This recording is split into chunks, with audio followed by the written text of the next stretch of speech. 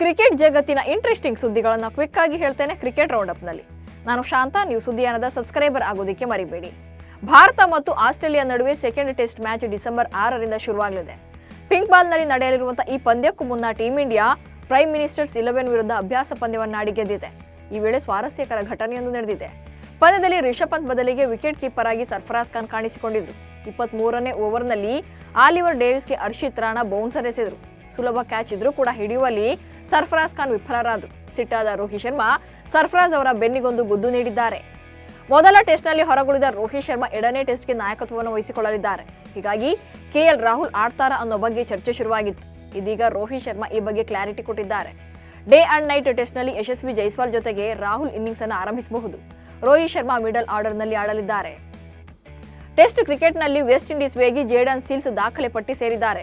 ಬಾಂಗ್ಲಾದೇಶ ವಿರುದ್ಧದ ಎರಡನೇ ಟೆಸ್ಟ್ ಪಂದ್ಯದಲ್ಲಿ ಜೇಡನ್ ಸೀಲ್ಸ್ ನಂಬಲು ಅಸಾಧ್ಯವಾದಂತಹ ಬೌಲಿಂಗ್ ಅನ್ನು ಪ್ರದರ್ಶಿಸಿದ್ದಾರೆ. ಈ ಪಂದ್ಯದ ಮೊದಲ ಇನ್ನಿಂಗ್ಸ್ನಲ್ಲಿ 15.5 ಓವರ್ಗಳನ್ನು ಎಸೆದ ಜೇಡನ್ 10 ಮೇಡನ್ ಓವರ್ಗಳೊಂದಿಗೆ 5 ರನ್ಗಳನ್ನು ಮಾತ್ರ ನೀಡಿದ್ದಾರೆ. ಹಾಗೆ 4 ವಿಕೆಟ್ಗಳನ್ನು ಕೂಡ ಕಬಳಿಸಿದ್ದಾರೆ. ಕೆಎಲ್ ರಾಹುಲ್ ಅವರಿಗೆ ಬರೋಬ್ಬರಿ 14 ಕೋಟಿ ರೂಪಾಯಿ ನೀಡಿ ಡಿಸಿ ಫ್ರಾಂಚೈಸಿ ಖರೀದಿ ಮಾಡಿದೆ. ಆದರೆ ಇಲ್ಲೂ ಕೂಡ ಕೆಎಲ್ ರಾಹುಲ್ ಒಂದು ರೀತಿ ಡೇಂಜರ್ ಪೊಸಿಷನ್ ನಲ್ಲಿದ್ದಾರೆ.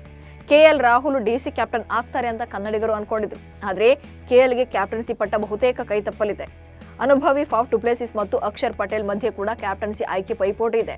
ಇದರ ನಡುವೆ ಮಾತನಾಡಿರುವಂತಹ ಡೆಲ್ಲಿ ಕ್ಯಾಪಿಟಲ್ಸ್ ಮಾಲೀಕ ಪಾರ್ಥ್ ಜಿಂದಾಲ್, ಅಕ್ಷರ್ ಪಟೇಲ್ ಹಿಂದಿನಿಂದಲೂ ಕೂಡ ತಂಡದಲ್ಲೇ ಇದ್ದಾರೆ, ಅವರೊಂದಿಗೆ ನನಗೆ ಉತ್ತಮ ಸಂಬಂಧ ಇದೆ ಎಂದಿದ್ದಾರೆ. ಹೀಗಾಗಿ ಕೆಎಲ್ ರಾಹುಲ್ ಕ್ಯಾಪ್ಟನ್ ಆಗೋದು ಡೌಟ್ ಎನ್ನಲಾಗ್ತಾ ಇದೆ. ಐಪಿಎಲ್ ಬಿಡ್ಡಿಂಗ್ ನಲ್ಲಿ ಅತಿ ಹೆಚ್ಚು ಮೊತ್ತ ಪಡೆದಿರುವಂತಹ ಪಂತ್ ವಿರಾಟ್ ಕೊಹ್ಲಿಯನ್ನೇ ಹಿಂದಿಕ್ಕಿದ್ದಾರೆ. ರಿಷಬ್ ಪಂತ್ ದಾಖಲೆಯ 27 ಕೋಟಿ ರೂಪಾಯಿಗೆ ಸೇಲ್ ಆಗಿದ್ದಾರೆ. ಇದೇ ಬಿಡ್ಡಿಂಗ್ ಅಮೌಂಟ್ ನಿಂದ ದಿಗ್ಗಜ ವಿರಾಟ್ ಕೊಹ್ಲಿಯನ್ನೇ ಹಿಂದಿಕ್ಕಿದ್ದಾರೆ. ಕೊಹ್ಲಿ ವಿಶ್ವದ ಶ್ರೀಮಂತ ಕ್ರಿಕೆಟರ್. ವಿಶ್ವ ಕ್ರಿಕೆಟ್ನಲ್ಲಿ ವಾರ್ಷಿಕ ಅತಿ ಹೆಚ್ಚು ಆದಾಯ ಗಳಿಸುವವರ ಪೈಕಿ ವಿರಾಟ್ಗೆ ಅಗ್ರಸ್ಥಾನ. ವಿರಾಟ್ ಈಗ ಕ್ರಿಕೆಟ್ನಿಂದ ವಾರ್ಷಿಕ ಗಳಿಕೆಯಲ್ಲಿ ಕುಸಿದಿದ್ದಾರೆ. ಹರಾಜಿನಲ್ಲಿ 27 ಕೋಟಿ ರೂಪಾಯಿ ಜೇಬಿಗಿಳಿಸಿದಂತ ಪಂತ್ ಟೀಂ ಇಂಡಿಯಾ ಪರ ವಾರ್ಷಿಕ ಅತಿ ಹೆಚ್ಚು ಅರ್ನಿಂಗ್ ಮಾಡುವಂತ ಕ್ರಿಕೆಟರ್ ಆಗಿ ನಂಬರ್ 1 ಪಟ್ಟಕ್ಕೇರಿದ್ದಾರೆ. ಇಂಡಿಯನ್ ಪ್ರೀಮಿಯರ್ ಲೀಗ್ ಸೀಸನ್ 17ರ ಚಾಂಪಿಯನ್ ಪಟ್ಟವನ್ನು ಅಲಂಕರಿಸಿದಂತ ಕೋಲ್ಕತಾ ನೈಟ್ ರೈಡರ್ಸ್ ತಂಡ ಈ ಬಾರಿ ಹೊಸ ನಾಯಕನೊಂದಿಗೆ ಕಣಕ್ಕಿಳಿಯಲಿದೆ. ಕಳೆದ ಬಾರಿ ತಂಡವನ್ನು ಮುನ್ನಡೆಸಿದಂತ ಶ್ರೇಯಸ್ ಅಯ್ಯರ್ ಈ ಸಲ ಪಂಜಾಬ್ ಕಿಂಗ್ಸ್ ತಂಡದ ಪಾಲಾಗಿದ್ದಾರೆ. ನಾಯಕನ ಲಿಸ್ಟ್ನಲ್ಲಿ ಅಜಿಂಕ್ಯ ರಹಾನೆ ಹೆಸರು ಮುಂಚೂಣಿಯಲ್ಲಿದೆ. ಟೀಂ ಇಂಡಿಯಾವನ್ನ ಹಾಗೆ ದೇಶೀಯ ಅಂಗಳದಲ್ಲಿ ಮುಂಬೈ ತಂಡವನ್ನ ಮುನ್ನಡೆಸಿದಂತ ಅನುಭವ ರಹಾನೆಗಿದೆ. ಹೀಗಾಗಿ ವೆಂಕಟೇಶ್ ಅಯ್ಯರ್ ಕ್ಯಾಪ್ಟನ್ಸಿ ಆಸೆಯನ್ನ ರಹಾನೆ ಭಗ್ನಗೊಳಿಸಲಿದ್ದಾರೆ ಎಂಬ ಚರ್ಚೆಗಳು ನಡೀತಿವೆ.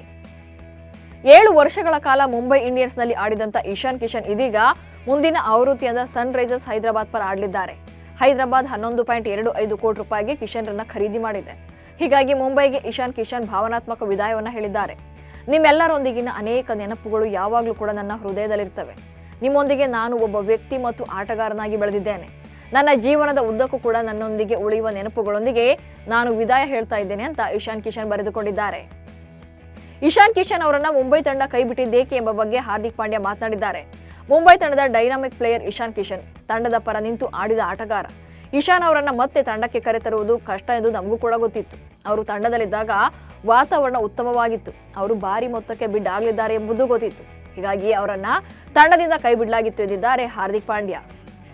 Team India captain Rohit Sharma 2ನೇ ಮಗುವಿಗೆ ತಂದೆಯಾಗಿದ್ದಾರೆ. ಪತ್ನಿ ರಿತಿಕಾ ಗಂಡು ಮಗುವಿಗೆ ಜನ್ಮ ನೀಡಿದ್ದು ಪುತ್ರನ ಹೆಸರನ್ನ ಬಹಿರಂಗಪಡಿಸಿದ್ದಾರೆ. ಮಗನಿಗೆ ಆಹಾನ್ ಎಂದು ಹೆಸರಿಟ್ಟಿದ್ದಾರೆ. ಇದು ಸಂಸ್ಕೃತ ಪದ. ಆಹಾನ್ ಎಂದರೆ ದಿನ, ಬೆಳಗಿನ ಬೆಳಕು ಅಥವಾ ಶುಭ ಆರಂಭ ಎಂದು ಅರ್ಥ. ಅಂತಾರಾಷ್ಟ್ರೀಯ ಕ್ರಿಕೆಟ್ ಮಂಡಳಿ ಅಧ್ಯಕ್ಷರಾಗಿ ಜೈಶಾ ಅವರ ಅಧಿಕಾರಾವಧಿ ಶುರುವಾಗಿದೆ. ಈ ಮೂಲಕ ಅತ್ಯಂತ ಕಿರಿಯ ಐಸಿಸಿ ಅಧ್ಯಕ್ಷ ಎಂಬ ಹೆಗ್ಗಳಿಕೆಗೆ ಜೈಶಾ ಪಾತ್ರರಾಗಿದ್ದಾರೆ. ಈಗ ಜೈಶಾ ಐಸಿಸಿ ಅಧ್ಯಕ್ಷರಾದ 5ನೇ ಭಾರತೀಯ ಎನಿಸಿಕೊಂಡಿದ್ದಾರೆ. ಇವೆಷ್ಟು ಇವತ್ತಿನ ಕ್ರಿಕೆಟ್ ರೌಂಡ್ ಅಪ್ ಸುದ್ದಿಗಳು. ನಮಸ್ಕಾರ.